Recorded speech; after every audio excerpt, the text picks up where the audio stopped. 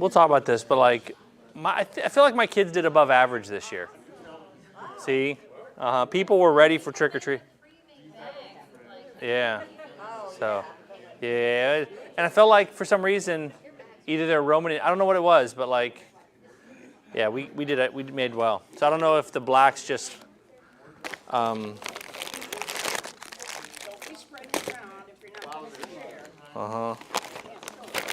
See.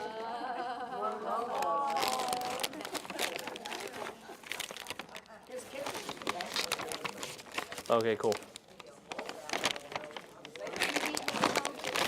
I just want y'all to see what love looks like. Okay.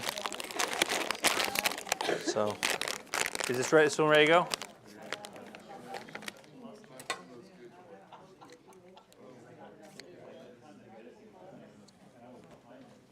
This one. Yep. I don't even know. Are we? Yeah. Which one you want to do? Pick one. Pick one. 10. Okay, we'll do 10. We're on 10. Can you hear me? Gene, how you doing? Wonderful. Well, that's good. I always feel like a prima donna when I like put the microphone in my pocket, and then like it's like I'm putting long hair over my shoulder when I do the little chord. I'm like, oh. Like a movie star. Exactly. Oh man, my mother-in-law's staring at me. She's gonna be. So what? Did I do something wrong? Did something wrong with what? Nice for her to come. There you go. No, she's just trying to keep tabs of me, so I'll get in trouble. Oh, I'm gonna move. See, I know you probably don't want to hear me talk, but like I turned the mic on just so I don't get any texts from Mike Kelly tonight. He's like, we can't hear you. Turn the thing on. So. Mm-hmm. So. I can see it right here. See, there you go. Yeah, it would be great. I realize there's a. Let me just get one side up, and then. Thank you. There you go. Yeah, I have a point I'm going to make that might have need of a dry erase board. I wanted to. So how we doing on, does it show up? Oh yeah, it's totally fine. Boom. Boom. Ugh. Oh, look, you're sitting right in it. Yep. I didn't realize that was the reason why, like there's this emptiness here, but no one wants to, is that why you sit over there, so back of your head's not on, no. Yeah. Yeah. Yeah, I'm not a big, like it's always weird when you don't have access to an aisle. Like I need, like that was one of my, not a huge Dodger fan anymore, but for obvious reasons. But the Dodger Stadium, Dodger Stadium is exceptionally well made. It's now the second oldest ballpark. Yeah. Yeah, so I actually, the first time I went to Dodger Stadium was with my wife when we were moving out to California. And y'all remember Full House, the TV show Full House? We were there, and it was like, I have a picture of my wife with Joey, the Uncle Joey. He was there. She's like, I think that's Joey from Full House. And I great, okay, take a picture. And so I leaned over, I took a picture of my wife smiling, and he's in the background. And that's when I was kind of sad because I had better seats than him. So, but what's cool about Dodger Stadium on the ground, there's a main aisle, and then there are these mini aisles that are kind of narrow, but you're never more than about 5 seats away from an aisle. So you don't have to. There's a claustrophobia that sets in for me, where you're like, I am 30 seats away from the edge, right? I am clawing over people. Like that was when I went to Africa a couple years ago. I figured a jumbo airliner. Like you're flying a 777 overseas international flight, you're gonna have slightly larger seats and a little bit more room. No, we were flying Turkish Airlines, and that Turkish Airlines flight, it was 9 seats across, and it was like being in a Southwest Airlines flight. It was three. It was like, imagine 3 sets of those Southwest, like 3 aisle, 3 aisle, 3. So if you were on that wall, imagine being like trapped back there. That poor lady who was at the window of my aisle. At least if you're in the middle, no, you're always close to an aisle. But she was stuck there for 12 hours. And I don't fit in those Southwest Airlines seats anyway. I sat down. I know that my heart rate just went up a little bit. My blood pressure got a little bit. I sat in that seat, and when my knees hit the front seat in front of me, I'm like, oh my goodness. 12 hours later, how much melatonin can I take? So anyway, everyone's effectively, can't tell if everyone's just good backseat Baptists or,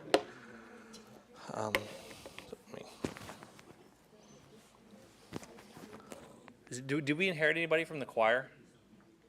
Choir's not happening tonight. No.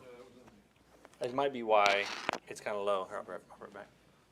So, dead spot here too. See, everyone likes the aisle. See, I do with this. I'll sit 4 in to hopefully be kind of not directly in the aisle, but discourage people from sitting right there. So. Talk amongst yourselves. I think this carpet is pretty. I mean, it's weird, but it's pretty.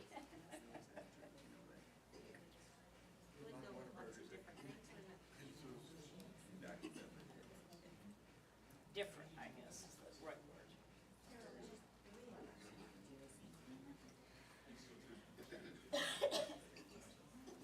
Yes.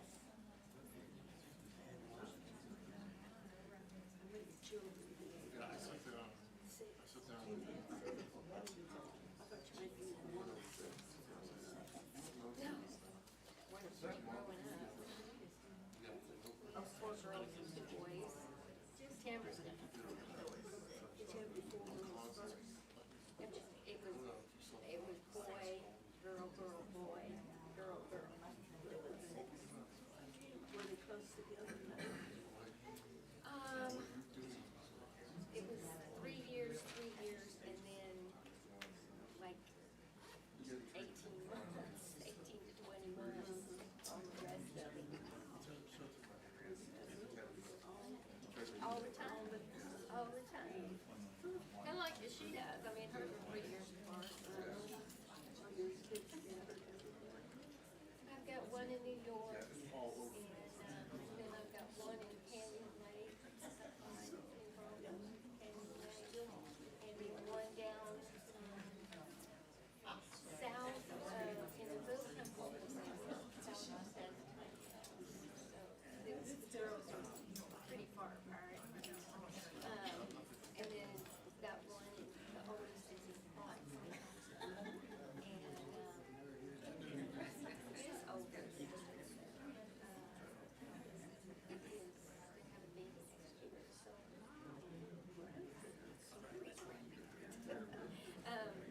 And then Amber, and then the youngest is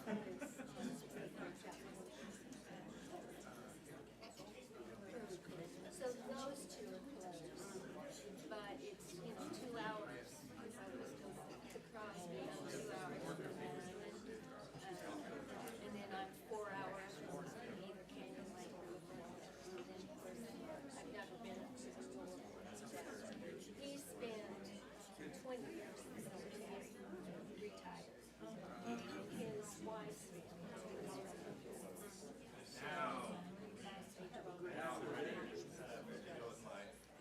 Oh, so you could have brought one for us, I could have, but didn't. So, all right, perfect timing. But talking just crazy. What? Yeah, yeah. Well, so people often comment on why I drink not Dr. Pepper at church. Well, the truth is, I don't know if you guys know this. I'm almost ashamed to say this. We go to a church in the state of Texas that has Mr. Pibb in the soda machines.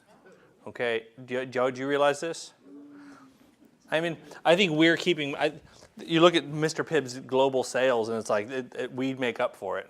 I never, or the other thing I hope is that no one's buying them. It's just the same 10 Mr. Pibbs in those Coke machines for the last 5 years. I don't know, but I'm worried. I'm worried the denomination's going to find out. And so the Texas Baptist denomination is going to have our hide if they find out. Okay. I was reminded when I lived in San Antonio growing up, we went to a church that was like back when Baylor was a Christian school, and they produced pastors, and so our church was a Baylor church, and we had a new minister of education applying for a job, and the committee didn't ask him where he went to school. They asked him what year he graduated from Baylor. Okay. And so it's like that. It's like I'm worried the denomination will come here and say, "So what? How many different flavors of Dr. Pepper do you have in your?" Like Mr. Pibb. Mr. Pibb. Come on, he's not even educated, right? Like it's all, the names themselves prove that they're inferior. Mr. Pibb. Yeah, like straight that way. There's two of them. There's one. Like straight at the end of this hall, like the stairs in the tile area, there's a machine on that side, and then upstairs next to the, they put it next to the youth, and then they put it next to the children's workers. And so the people who both need and or want caffeine. So now this is a safe space. I promise to mock you, but only in jest. Does anybody actually like Mr. Pibb? Really? No. No one can love two peppers, right? You either love one and hate the other and cling to one. So you love them both. Actually, I like Mr. Pibb at the movie theater. Really?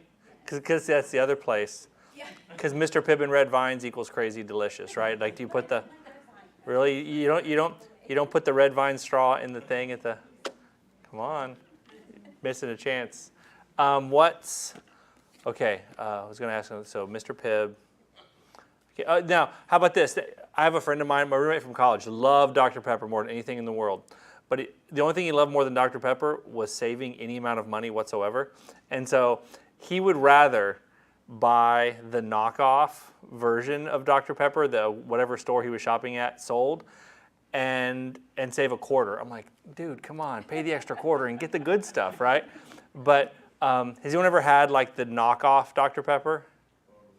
Dr. Thunder? There's Dr. Thunder. That's I know. I can guess where you shop based on. So Dr. Thunder's Walmart. Dr. B. Dr. B is HEB. Anybody else have any other He didn't. He didn't. There might be a Dr. K. He didn't spend 6 years in college to be called Mr. Pepper. So the only one, it's the dumb name, but the only one that actually tastes very similar it's Safeway or Randall's. Okay, Safeway or Randall's they call it Dr. Skipper. It's a stupid name. But that is indistinguishable from Dr. Pepper, and I found out why. The chemist who invented Dr. Skipper was an elder at my church in California. See, he loved Jesus, right? He loved Jesus, and therefore he was able to replicate Dr. Pepper, right? That's an essential ingredient. You cannot make Dr. Pepper unless you have the love of Jesus in your heart. So it's appropriate. So anybody else have any other sodas that you wish to? What's your go-to cold beverage of choice? Tab. Yes, that's old school. Does this still come in that pink can? Nice. I see. They still sell 6-pack. I see it in the 6-pack, right?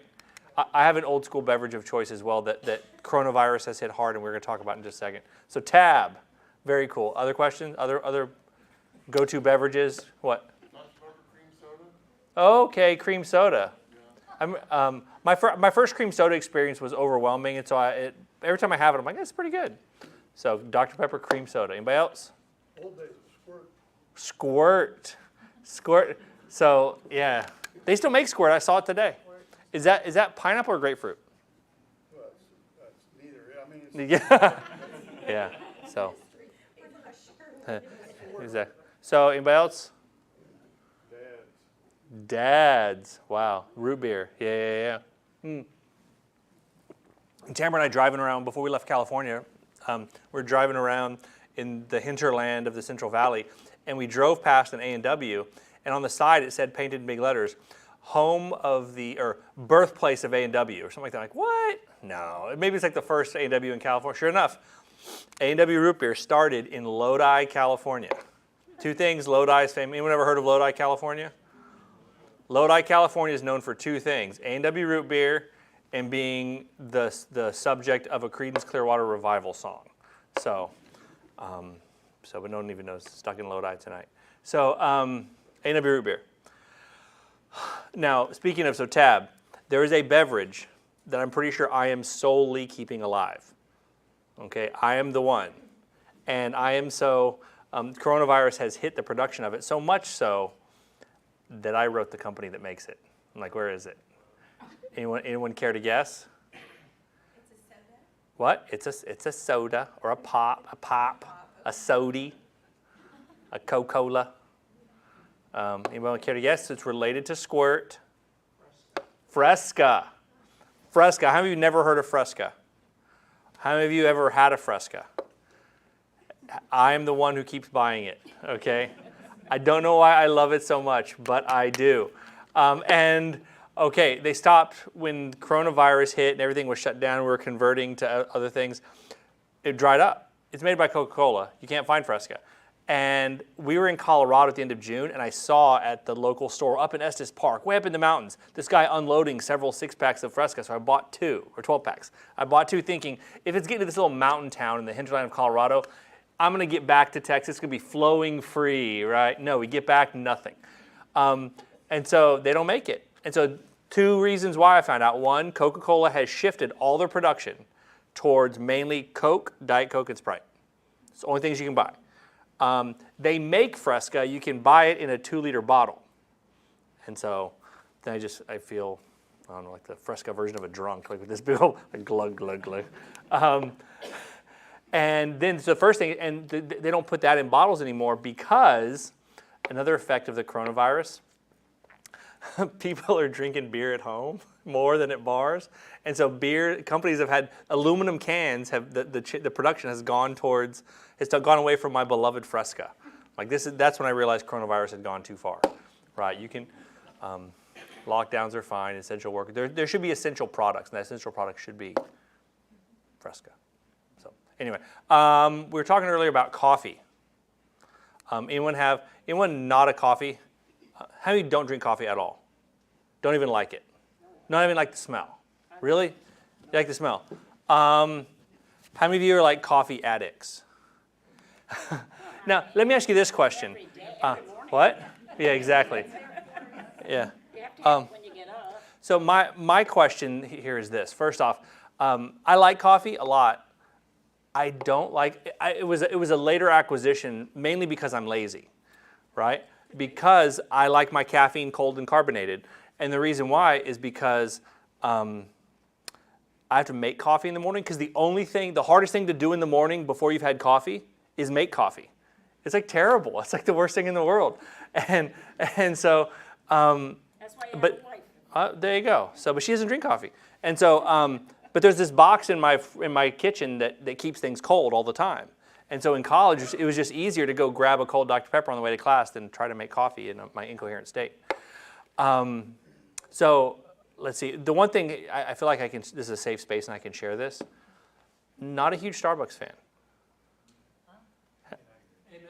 There you go. See, thank you. Anyone just like love their Starbucks? Really?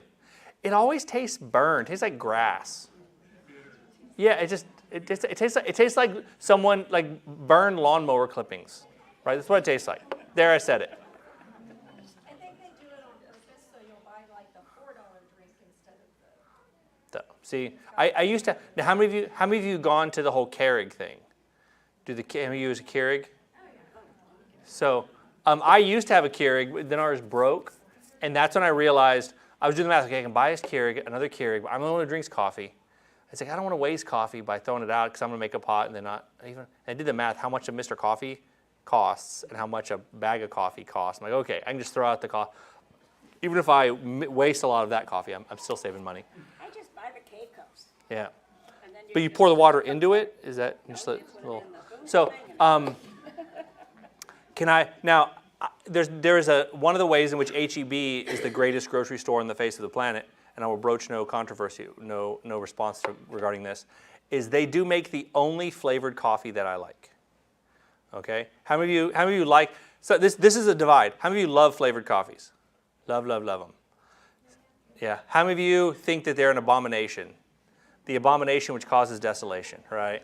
I'm pretty sure it's mentioned in the book of Revelation. Then he broke the fourth seal, and I behold, I saw a hazelnut mocha cinnamon. So I thought I liked flavored coffee because the first flavored coffee I had is my favorite coffee, period. And that is HEB Texas Pecan. Texas what? Pecan. Pecan. Glory, hallelujah. So it is glorious. So I love it. How many of you prefer tea over coffee? Not iced tea, hot tea. Really? Do you use the little tea diapers, the little bags, or do you use a? They have tea in. Wow. Huh. See. So do you use do you make a little coffee pot? No. No, just stick it in the microwave. See, okay. See, here's the thing. Coffee. Now, I thought coffee snobs were snobbish, but no, tea snobs. Those guys are crazy because you got to have because microwaving hot water and then putting the little tea bag in it, it's not good enough, right? You have to have. By the way, it is a scientific fact that water doesn't retain, or anything that has been microwaved does not retain its temperature as long as if it's heated up some other way. So I don't like mine so hot, but I have to wait a half hour. so but you have to so real tea snobs, you have to have loose leaf tea, and you have to have a kettle and a pot, right? You have to heat the water in the kettle, and then you have to pour the tea in the loose leaf tea in the pot. It's just complicated. So it is interesting that both coffee and tea seem to come from one spot in the world. So anyone know where coffee was invented? Ethiopia. That was where it was discovered. The urban legend is a farmer discovered his goats discovered these berries that had fallen into a puddle, and then his goats were eating it, drinking out of the puddle, and were acting really. They enjoyed being alive after that point and could tolerate their children and could stay awake for long periods of time, and so they knew that he tried it. No, it became, they would brew it in a stew and things like that. Tea evidently came from one area as well in the Middle East, Central Asia area. It's actually a really fascinating linguistic thing. You can study the transfer and how you got tea in various parts of the world based on what it's called. Okay? How do you know the word for tea in another language? What? Cha. Cha or chai or Japanese ocha.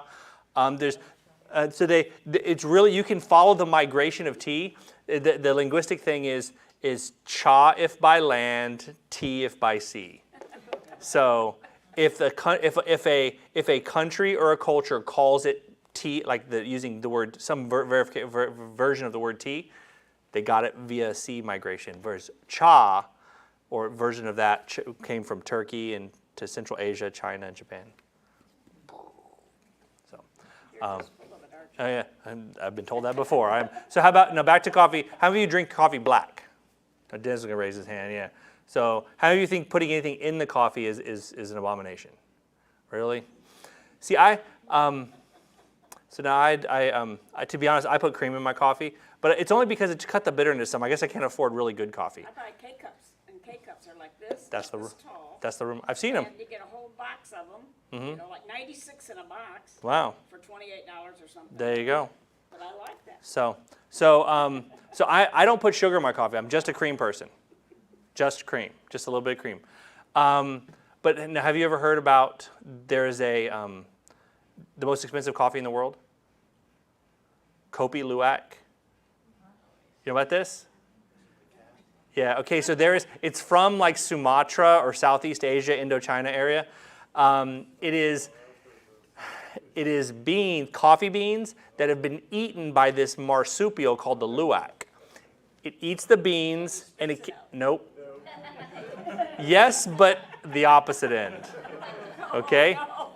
And so they gather it, and supposedly the digestive juices of the luwak mute the flavor. And it's most expensive coffee in the world. Because you have to find somebody willing to rifle through a bunch of marsupial poop. Like, yeah, no thanks. No thanks. No thanks. So, now, one last fun fact about coffee. How many of you like coffee so much you're willing to drink decaf? You do what now? Wow, that's actually a sign of I like coffee, because you're willing to drink decaf. I see. I just not the point, right? We need the caffeine. But so I did learn a fun fact. How many of you think decaf coffee tastes terrible? Here is what I learned about.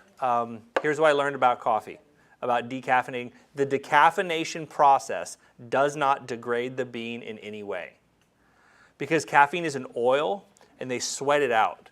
And you know where most of the caffeine that comes out of coffee goes? Sodas. That's the caffeine that's added to sodas. The caffeine that's in sodas comes from decaffeinated coffee, and the caramel coloring that's in sodas and in Worcestershire sauce and all that. Anything that has caramel coloring in it, do you know where that comes from? The rinds of oranges. That oranges are not grown for the juice. Oranges are primarily grown for the most valuable thing about an orange is its rind. And the juice is a secondary industry. So, okay, but so why is, suppose you're thinking to yourself, why is, if decaffeinating coffee doesn't degrade the bean, how come decaffeinated coffee tastes so nasty? And it's because of our false sense of value. Okay, it's a business scam, right? So here's the deal. Coffee costs X dollars per pound. Okay, here's the cost of your cup of coffee, right? Of your pound of coffee. It costs $6 a pound. And this includes buying, importing, roasting, maybe grinding, all that's in the price. Now, when it comes time to buy decaf coffee, you think, I'm not paying more for this, but the thing is, it's an extra process. It's an extra process that would increase the price into the total price. And you're like, I'm not paying extra for something less. And so psychologically, we don't want to pay $8 for a pound of decaf coffee. And so what they do is, they know you'll pay $6. They buy a cheaper bean and then build the price into it already. It's an inferior bean they use to decaffeinate because they want to. Most of us won't pay more for decaf coffee. So, business. That's all we're talking about tonight. Glad you guys to be here. Any other questions for me? All right. Let's open up in prayer, and then we'll dive into our study. Father, I ask your blessing on this evening. I pray that you would open our hearts. There is so much in this world right now to be anxious about. It's so easy to be consumed by all of the arguments and fights of this age. Teach us to care and not to care. Teach us to care enough to be involved, but ultimately to rest, not in whatever security we hope to find in this world, but rather in you. A reminder of what the psalmist said, when my anxious thoughts multiplied inside of me, your consolations were my delight. Fill us with your consolations tonight.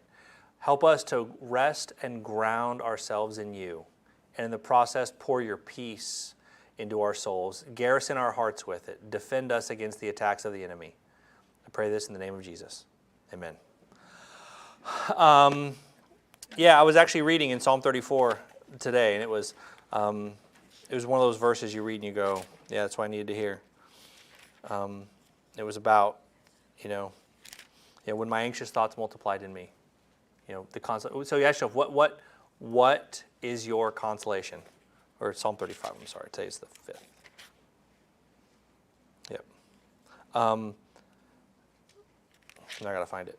But anyway, where do you run to for consolation? It's an important question. You have something. We all, when pushed, we run home to mama. And the question is, what what's mama? And you can tell when someone's getting close to it when you get anxious when someone starts messing with it. That's why I always ask people what their favorite movie, when I was a professor, what's your favorite movie? What's your favorite book? What's your favorite restaurant? Because what's the thing you go back to over and over and over again, not because you don't know the plot, but because you do, and it's comforting. The food that you can eat, it's not world-class cuisine, but it's something that reassures you. What is the thing you go to reassure yourself? So what is the foundation? We are in 1 Corinthians, and we're going to try, we got a little, not sandbagged or slowed down, but we're going to try and get through 2 chapters. I finish up chapter 7 tonight, and we're going to do chapter 8. Chapter 7 is a long chapter, and chapter 8 is not. And so we're going to try and do both of them tonight, and in 2 chunks. So we looked last week at him talking about human sexuality and sin and things like that. And we talked a little bit about marriage and a little bit about how it's supposed to work. The rest of chapter 7 of 1 Corinthians ends weirdly. Remember, the whole purpose of what's going on is he is trying to unify this divided church. The title of our study is One Spirit, One Lord, one Lord, One Spirit, One Body. To try and get people to realize that this is the thing they hold in common. This is the thing that's supposed to unite them. This is the ultimate and true foundation. The T.S. Eliot's poem, Ash Wednesday, has that line, teach us to care and not to care. We're not supposed to not care about this world, but we're also not to be so invested in it that we find our salvation there. And we have to walk that fine line sometimes. Where is it that you ultimately find your ultimate consolation? I think about what Christ said to Peter. When Peter identified him, you're the Christ, the Son of the living God, the Messiah, the one who comes into the world. Jesus says, you're Peter, and upon that rock, the rock of my messiahship, the rock of my identity, is where I'm going to build my church, and the gates of hell will not prevail against that. The only thing that will last forever, and you're sitting in it. So this is where find your identity in Christ. The chapter ends, so it kind of wanders. The chapter 7 ends as I was getting worn out trying to figure out what to do. He talks about whether or not you should get married, whether or not you should get divorced, whether or not you should get circumcised, whether or not you should, if you have a daughter who's of marriageable age, should they get married? What is going on? He's dealing with all of these issues, but ultimately, the subject that he's dealing with is not specific laws about handling this. It's about, if you look at, I think it's chapter 7, verse 26. I think then that it is good in view of the present distress that it is good for a man to remain as he is. So this is not, a lot of people think that Paul's talking about the end times here, and he's not. But this chapter seems to reflect the fact that there was some crisis or controversy or persecution or distress going on in the culture that was making choices difficult. So he's saying, look, kind of like COVID, right? It's like, now's not the time to be switching jobs. If you lose your job, go look for one, but now's not the time to be moving. Now's not the time. Now's not the time. Take advantage of whatever choices you might have. If you want to get married, that's fine, but it's going to be hard because things are kind of complicated. When you read this passage, it's really hard because he keeps talking about the present distress and all that stuff. I think he's talking about a localized crisis, not about the impending. A lot of liberal scholars try to read this passage and say, Paul thought that Christ was coming back immediately. And therefore, he was trying to say, don't get married because it's no big deal, because Christ's going to be back in 2 weeks anyway. That's not what he's talking about. Remember, we are listening to one half of a conversation. And they are worried with all the things that are going on, economic and whatever, should they continue to engage in things. But ultimately, the thing that repeats itself numerous times is it happens at every juncture. Look at, I'm not necessarily going to read the points, but it happens in verse 17. Only as the Lord has assigned to each one, as God has called each, in this manner let him walk. And so I direct this also in all the churches. Verse 20. Each man must remain in that condition in which he was called. Verse 25, or verse 26 we just read. It's good for a man to remain as he is. What he's trying to say is, stop localizing your contentment and your peace and your fulfillment in your earthly circumstances. He goes, stop thinking that, basically there were people in the culture that were of Jewish descent and people who are like, man, I'm not really growing in my faith, or Gentile descent. Maybe I should get circumcised and really become like not just a Christian, but a Jewish Christian. I met a student like this at Baylor. A friend of mine, it was a student of mine who thought his discipleship had plateaued, and he thought the thing that he needed to do was to become a Jew, become a Jewish. That was like the super Christians was the Jewish Christians. He's like, no, if you're a Jewish Christian, stay a Jewish Christian. If not, don't. It's no big deal. And then there's this subject of slavery. He talks about in verse 21. Were you called while a slave? Don't worry about it. But if you're able to become free, rather do that. He's not saying slavery's good. He's not. What he's saying is the external things about your life that are going wrong didn't wreck God's plan and didn't prevent you from finding peace. Notice he even implies that being free is better. He says, were you called while a slave? Don't worry about it. He doesn't say, it's all good, slavery's great, tons of benefits. He doesn't say that. He says, if you're able to get free, do that. Better. He says right there, it's better to be free than a slave. But what he's also saying is, all of the things that go wrong didn't wreck God's plan for your life and didn't prevent you from being able to find peace. Because that's what we do, right? And then that's why he's talking about marriage so much. I'd be better, like he's talking about believers in previous verses, believers married to unbelievers. So what if one person converts and another person doesn't? Well, if the other person leaves, that's fine. But if not, just stay with them. It's not gonna. Good things can happen because of it. I'm married. I'm divorced. Can I get remarried? Look, there's going to be some complications. Should I get married? I'm not sure if. Right now, I guarantee you there is something in your life that you are looking at and comparing it to someone else and saying, man, if I could just fix this one thing, everything would be just fine. Right? And it's not true. I'm not saying the thing that you want or desire isn't a good thing. What I'm saying is it's not the problem. So this whole passage he seems to be saying, so it ends in 29 and 30, says, the time has been shortened, the stuff that we're going through, so that from now on those who have wives should be as though they have none, and those who weep as though they did not weep, and those who rejoice as though they did not rejoice, and those who buy as those who did not possess, and those who use the world as those who did not make full use of it. For the form of this world is passing away. What is he talking about? He's saying, stop finding your identity in all of those things the world tries to identify you as. Right? I would be so much happier if I was just married. I would be so much happier if I just had kids. I'd be much happier if I just had a different job or a different house or a different car or a different... Right now, there are problems. I'm not trying to acknowledge these aren't problems. But guess what? If you fix that problem, something else would come up, because the common denominator isn't the problem. It's our lack of contentment. Something I've been thinking about a lot recently has been this subject of focus. What you focus on ends up consuming you, period. It's been, neuroscientists have studied this, right? What you focus on ends up consuming you. So choose well what you focus on. This is the problem with the news cycle, right? Not that elections and things like that don't matter, but if you consume that 24 hours a day and focus on it, it will define you and wreck your life. So, if you focus on your fears,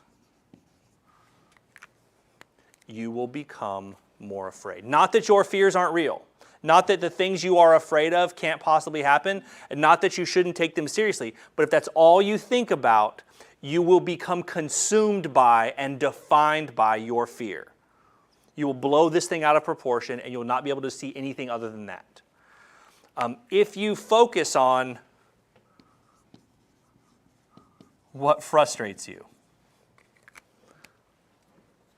and it's there, then you will become an angry, bitter person. If you decide you don't want to like me, you can find something that you don't like, because I'll give it to you, because I'm not perfect, right? Every one of us can grab any other person, no matter how good they are, and find something we don't like about them, and focus on it, and become frustrated by it, and let it define our view of that person, and we'll hate them. Frustrates. There you go. I'm going to spell this one full. I only spell right in other languages. If you decide that something is going to fill up some hole inside of you, if you decide some little thing is going to make you happy, you will convince yourself you can't live without it. Doesn't matter what it is. It can be, this is why John in 1 John 2:16 talks about the lust of the eyes, the lust of the eyes, the lust of the flesh, and the boastful pride of life. It's what commercials do, right? Commercials show you this thing. If you possess this thing, this is the life you could have. If you could just dress a certain way or drive a certain car or live a certain place or do this certain thing, if you could acquire certain possessions, if you could have certain experiences, if you could elevate yourself in a certain position, it would fix what's wrong with you. It's literally not true. We've all done it, right? We focus on, because the internet does it in spades right now, but commercials tell these parables and promise us fulfillment through various things. I remember one time when we were outgrowing our minivan, we had a lot of kids and they weren't fitting in that minivan anymore, and I was trying to find the right car, and I became convinced of the car that would solve all my problems. And Google read my mind, and all the ads I saw were for that one car.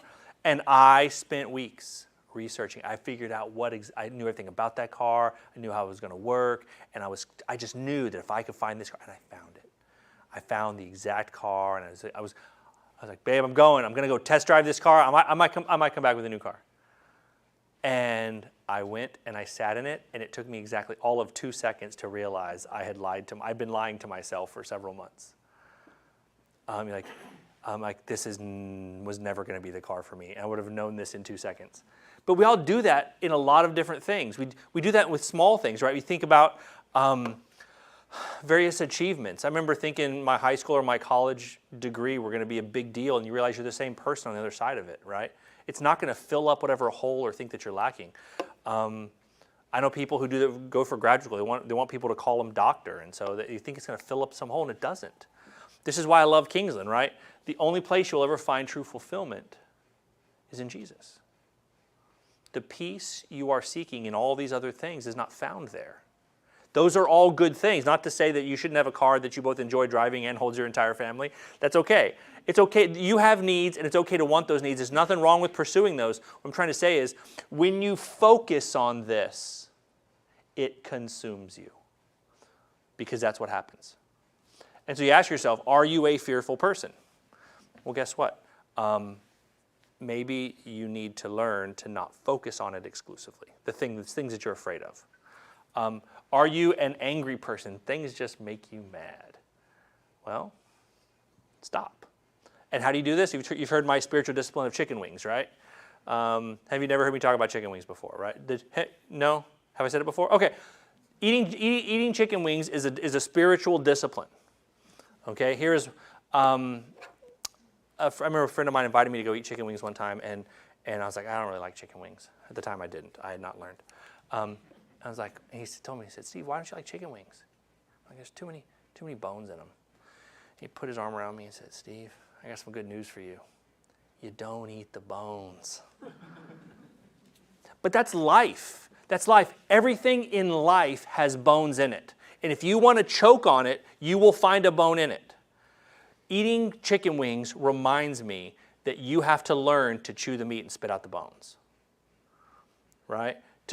Everything in life. It might be, sometimes it's a chicken wing and there's not a lot of meat to a lot of bone, but doesn't mean that meat isn't good, doesn't mean that meat isn't worth eating. You have to learn to focus on the meat. We live in a consumer culture where we want everything 100% right, and so even when we come into church, right, that study wasn't great because, it's easy to be a critic. It doesn't prove that you're a smart or discerning person because you can criticize anything. It's like you can criticize the water you drink at the store, right? This is tap water, it's terrible, or oh my goodness, I like this. I was at a hotel one time and someone left a care package and I discovered this Fiji water. Have you ever had Fiji water? I could be a water snob. Okay, it seemed odd, but that Fiji water is worth it. Like, that is just so good. Although one time I bought bottled water and I looked at the source, I knew that I'm like, this I should not have. Just go do it. Go look, if you have bottled water in your house, go look at the source. One I had said, source, Houston Municipal Water Supply. There's some guy in his backyard with a hose and a bunch of empty jugs. But if you think you're perfectly fine, you can criticize all the water. But if you were thirsty, you would take and guzzle whatever you found. Same here. Like, I have to teach myself this, right? Most people come to church and they're tourists. They're critics. Like, oh, that wasn't exactly what I was looking for today, rather than going, I'm looking to be nourished, and I know that this is what nourishes me, and I'll spit out all the bones, all the bad, stupid jokes he tells, all of the rants and tangents, because I found what nourishes. So Paul's saying here, he ends here by going, don't be so consumed with your earthly circumstances. Don't focus on it. Not that it's not important, not that there are things you shouldn't be afraid of, not that there are certain things that shouldn't bug you, not that certain things aren't worth having, but they will never fill you up. Right? So he says, and sometimes you can get angry or depressed because you think something bad happens to you from the outside, some calamity or something that maybe either you could have fixed if you had done something differently. Like how many of you ever felt like a real idiot if you ever dropped your phone and it cracked the screen, right? You're like, why did I do that? Like you're carrying 4 things and you drop it out of one hand and it cracks. Like, I'm an idiot, why couldn't I just put this down? And you beat yourself up for something you wish you could have done differently, or you get mad because you become so consumed with, if that person hadn't done that thing to me, my life would be better and I would be happier. Paul says, it didn't wreck God's plan for your life. It didn't keep you from being fulfilled. If you're a slave, don't worry about it. Let it not be a care to you. Literally the phrase for that in that verse is, don't let it trouble you. So the question is, right now, what is troubling you? What'd you come here troubled by? Is it your finances? Is it your work? Is it your vocation? Is it your kids? Is it... there's none of those things. Those things matter. You can say it, but this is all you can say. You can say the election. Just leave it there. Just stop. Okay, we're not gonna, or I will wrestle you. What's troubling you? You have to learn to not let it. Not because it doesn't matter, but because you are finding your fulfillment someplace else. That did not wreck God's plan. It didn't. And we realize how much we don't believe that because we get it riled up in our own life. And learning to rest in God's plan, not in how I was going to make things happen. Most people stumble into sin not because they decided one day and go, I'm a supervillain and I'm going to do evil for evil's sake. Though I think we can all admit that that's what's happening with Elon Musk, right? Like, we're watching him go full supervillain before our very eyes, right?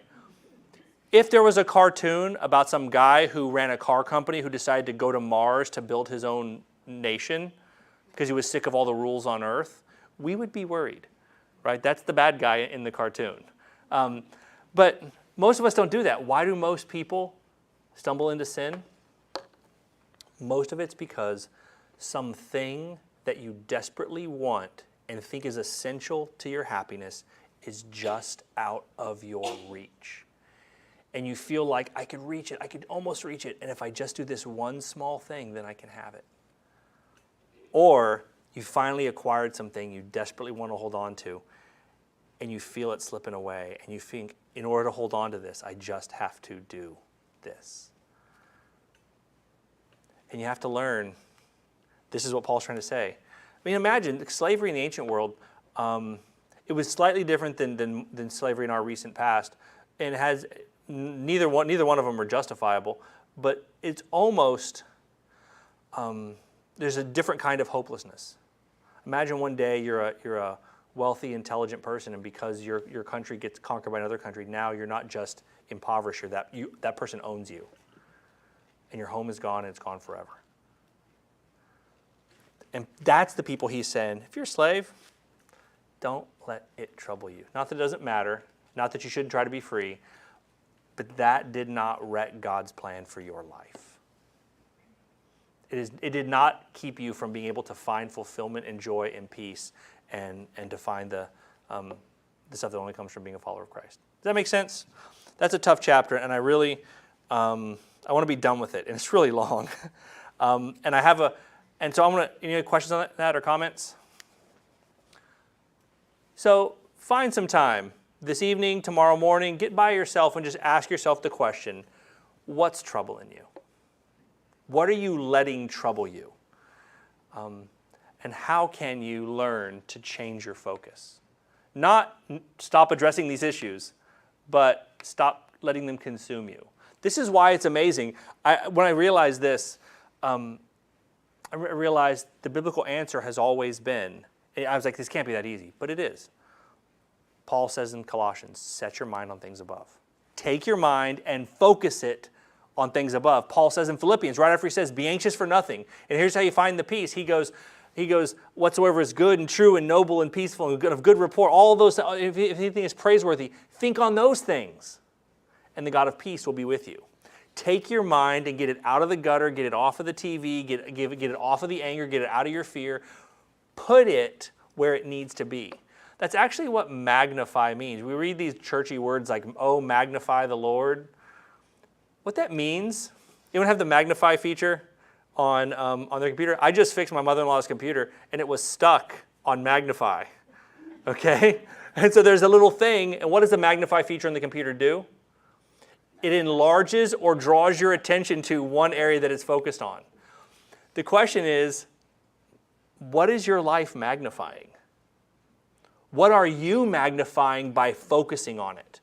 Again, not that it doesn't matter, but change your focus and see if it doesn't become a source of finding better peace, the only true source of peace. All right?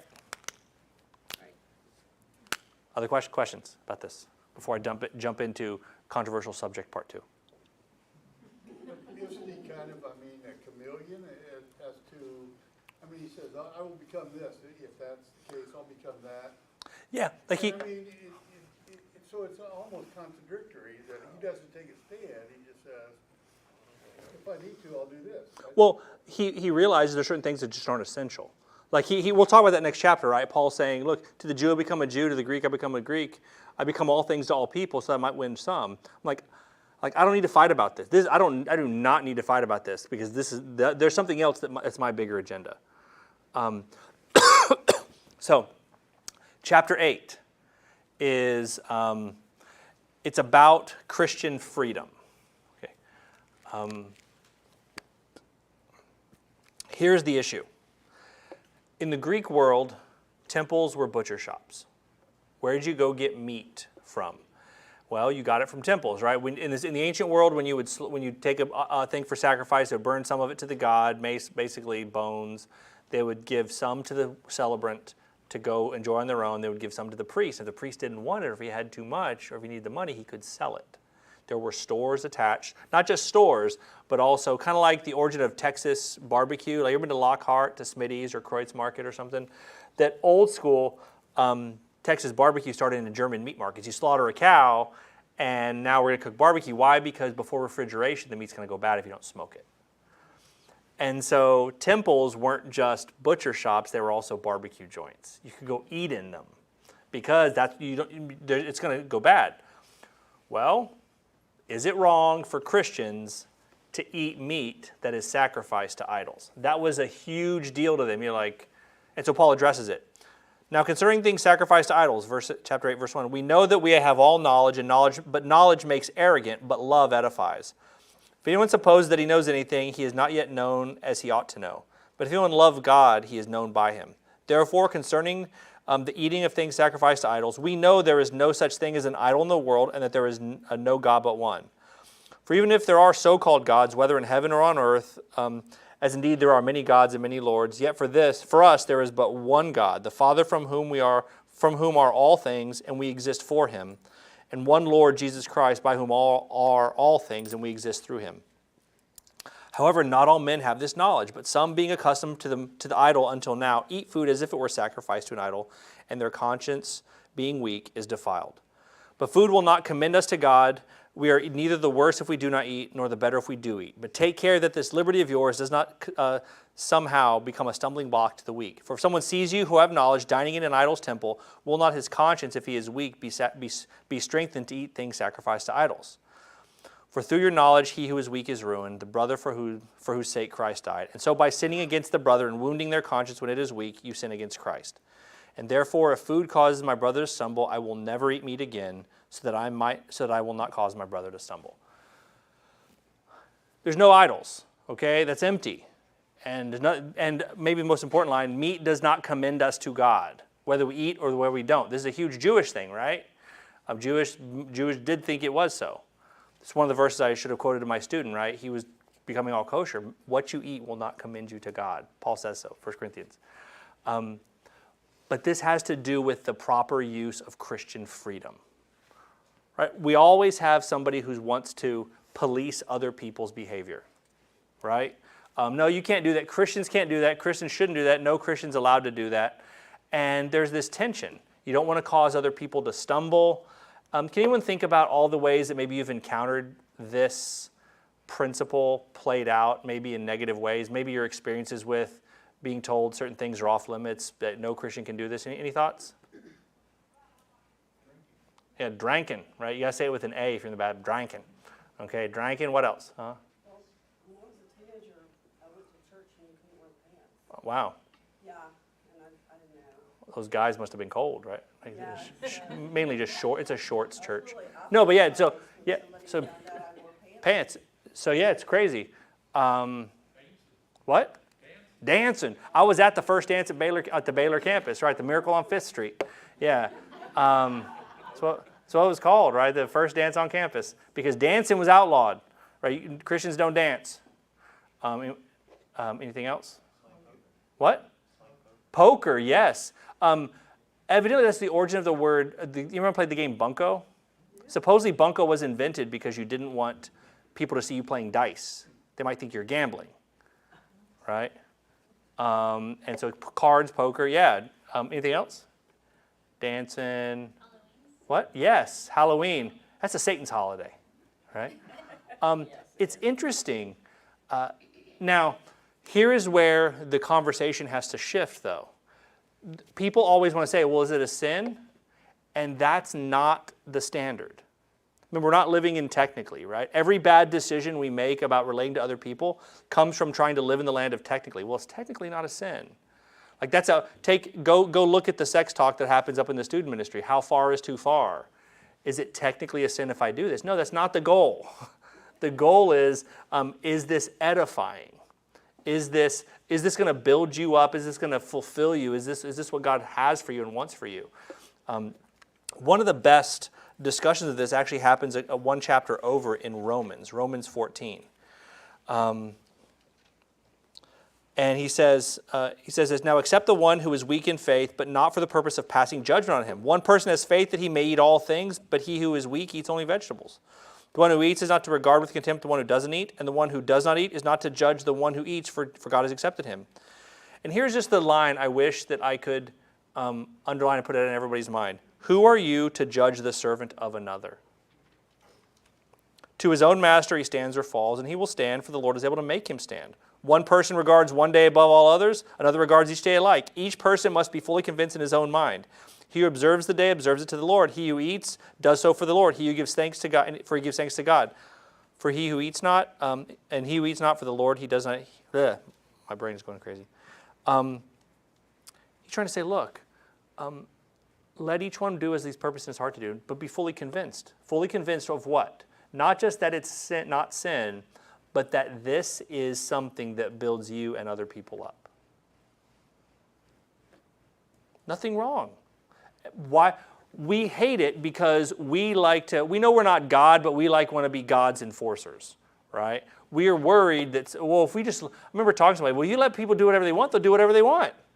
Like, yeah, it's a weird thing that maybe the whole Christian life is to say, hey, you have to wrestle with what it means to use the freedom that you have in Christ in a way that glorifies Him and builds His kingdom.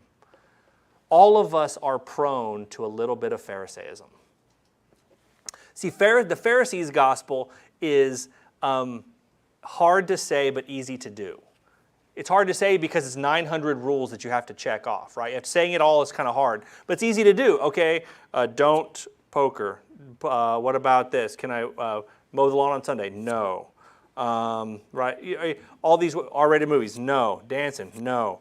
This is easy. Like, it's hard to say, but it's easy to do. You just check the box.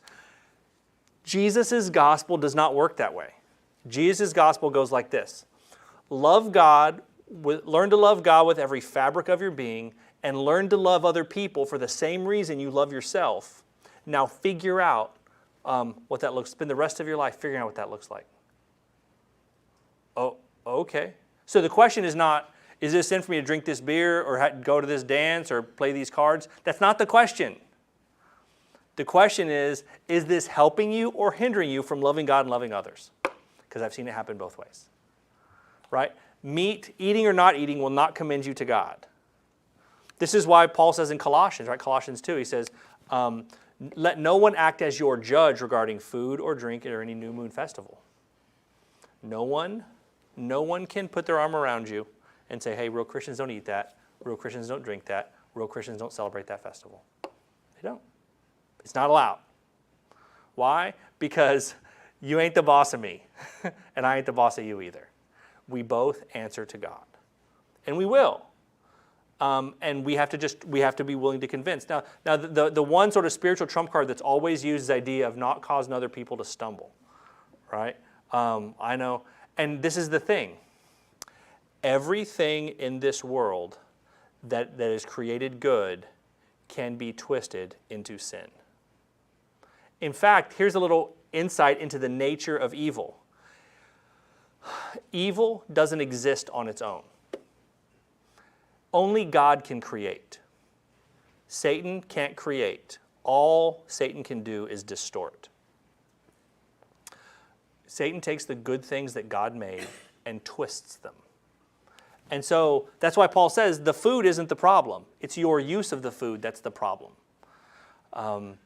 We've all seen, I've seen people, I remember going to a youth revival one time, watching a Baptist preacher, hammer the evils of drinking, while at the same time laughing about his persistent overindulgence in food.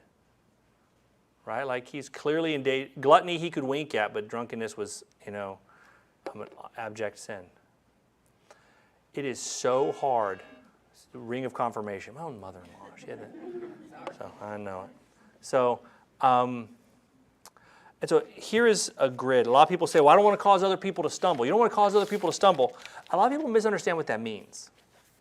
And here's, you don't want someone to what he means in this context in meat sacrificed to idols is some people don't know if there's an idol or not, and they maybe came out of idol worship, and they might see you eating in a temple and go, oh, I guess it's okay. And they go back to their old ways because they're unsure, they're unconvinced, they're kind of weak in their faith, and they might jettison their faith. People say, well, you don't want to see somebody, what if they see you going to an R-rated movie or go to a dancing or having a beer at a restaurant with dinner, and next thing you know, they might be prone to some sin that you're going to cause them to stumble in.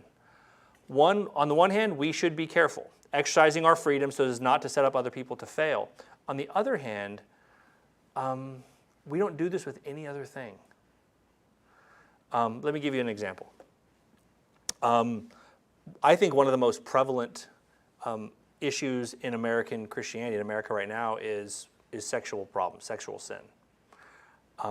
Our society doesn't understand it, doesn't use it, doesn't understand what it's for, and therefore there's all these different ways in which it breaks us, wrecks people's lives. People's lives are wrecked by their sexual sin. But is it therefore wrong for husband and wife to show up? Like I got 6 kids, right? When I was bringing my pregnant wife, having a pregnant wife illustrates certain things about sex, right? And is it wrong of me? Am I causing someone else to stumble? Because, hey, here's my, no. It's showing the proper place and use of something that gives people the context for understanding the good gifts that God has made. It's not about the thing. It's how you're using the thing. I think I've shared with you, there's a time in college where I was wrestling with these issues, and a friend of mine and I were wrestling with it together, and we both came to the realization, that drinking was not a sin. And I felt like it was okay for me to. And he felt like it was not okay for him to. Not because we were being restricted, but he felt like he could do more for the kingdom of God by abstaining. And I felt like I could do more for the kingdom of God by being open to the possibility. And what's interesting is both of us had opportunities to winsomely and positively impact the world for the kingdom of God because of those choices. That's okay. There is a wonderful grid that I'm going to give you as we close that helps me. Sometimes we throw the weaker brother argument out as a way of, it's like the trump card. You don't want to cause a weaker brother to stumble as a reason for not doing it. It's a reason for not doing anything, right? Well, don't eat. Let's not have food here because food is a huge way food and sex are two main ways that people's lives get ruined. Let's not cause them to stumble by having breakfast buffets.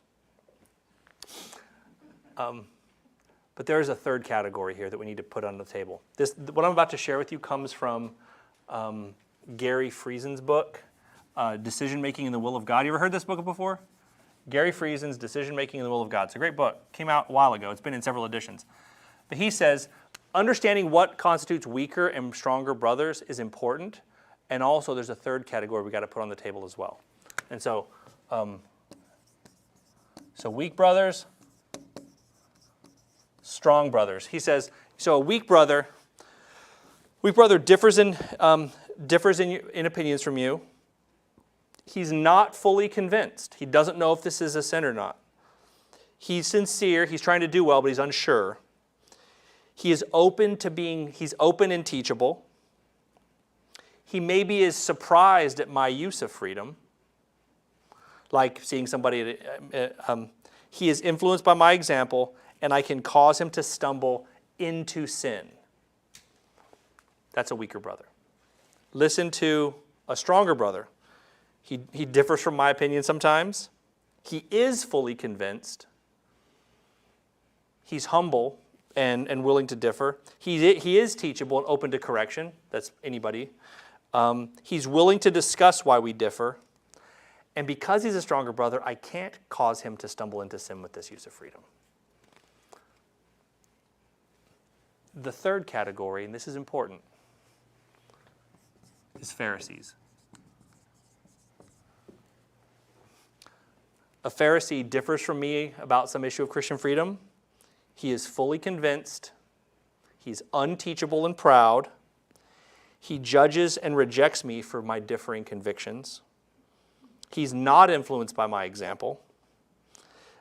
He is not stumbling into sin. He's offended by the way we disagree. He is upset by my use of freedom. Here is the thing. Paul and Jesus are very clear. When a stronger brother is dealing with a weaker brother, you give in every time. When a stronger brother is dealing with a Pharisee, you don't back down. Jesus never gives an inch to the Pharisees. In fact, sometimes Jesus picks fights with the Pharisees, right? He's sitting in the bar with all the sinners. The Pharisees say, you can't do that. That's not allowed. The first issue is, are you a stronger brother or a weaker brother? Are you unconvinced or convinced in your own mind? Are you teachable? Are you open? Are you scandalized by other people's use of freedom? Do you not think there's any way anybody else could be a friend? Or are you not? The difference, so most of us have to decide if we're stronger brothers or weaker brothers about a certain issue. And then from here you have to ask yourself, okay, I'm a stronger brother. I'm convinced. Am I a stronger brother or am I a Pharisee? Am I convinced and unteachable? I'm not open to changing my opinion at all. Am I convinced that everybody else should do exactly as I do? Am I convinced that that person is less of a believer or less of a follower of Christ because they use their Christian freedom in a way that I don't? That's the tension. And I think a lot of Pharisees use weaker brothers as sort of a spiritual trump card to hold people hostage. Again, it's not to make light of any of the issues. As somebody who has a family history of alcoholism, I know that you can see the dangers of being flippant about these issues. But notice how we never talk about that in context. Every time Paul mentions drink, he almost always says meat.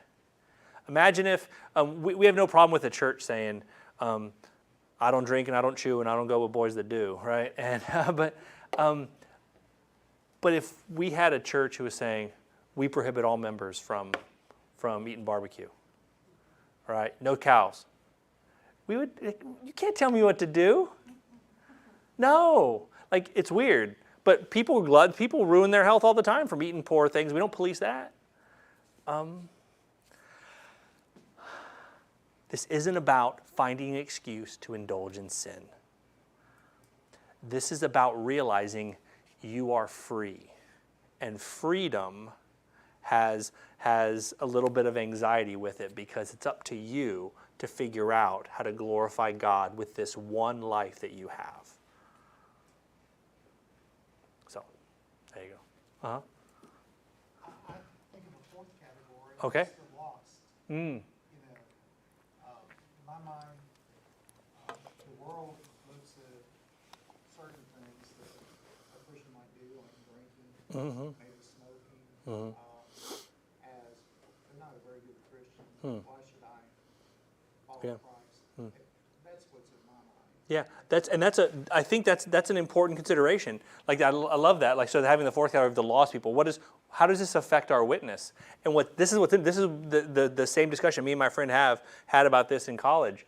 The subject was which impacts our ability to engage with the lost, and that's where we didn't necessarily differ. But he was like, I'm abstaining because I don't want it to affect my example.